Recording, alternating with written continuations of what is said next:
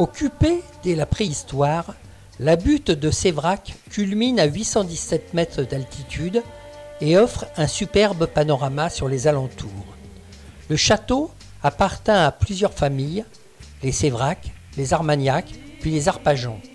Ces derniers construisirent un château Renaissance, actuelle façade sud. Remparts, courtines, tour de guet, chapelle, cuisine, autant de témoignages du passé à découvrir. Jadis, elle était protégée par un large fossé, des douves et une ceinture de remparts. On y pénétrait par carporte avec pont-levis et herse. Deux existent encore, celle du Pérou et celle du Latazou. Au détour d'une ruelle, on peut admirer les tours en poivrière, les passages voûtés, les maisons à colombages, le marché à grains, Cestéral, où se réglaient les échanges de blé, orge, avoine, seigle de la baronnie de Sévrac. Plus haut, la fontaine romane, les échoppes, la maison des consuls.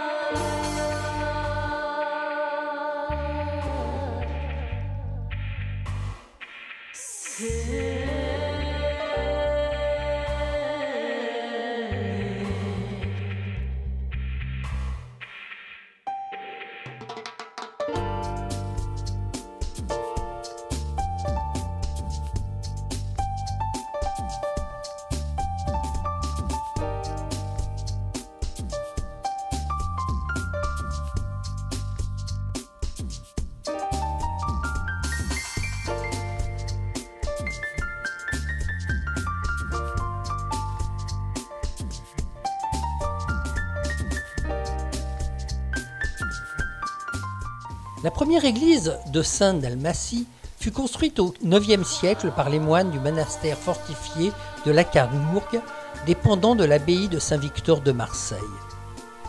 Le corps principal du bâtiment est construit sur un plan basilical, dont le principal élément est une salle rectangulaire divisée en 3 parties. Au XVIIe siècle, l'église abbatiale agrandie devient également paroissiale.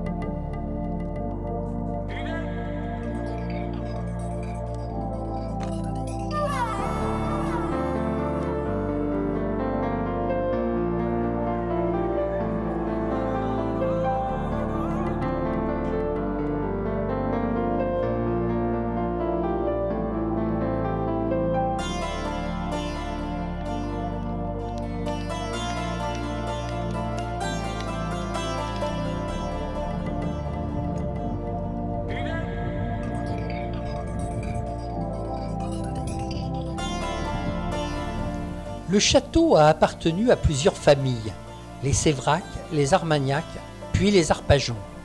Ce sont ces derniers qui firent transformer le château de forteresse en palais de style Renaissance par un architecte italien qui réalisa aussi la mise au style Renaissance du palais royal de Prague, dont on peut voir encore la façade sud. Visible de tous les points de l'horizon, le château des XIIIe et XVIIe siècles domine la plaine où l'Aveyron prend sa source.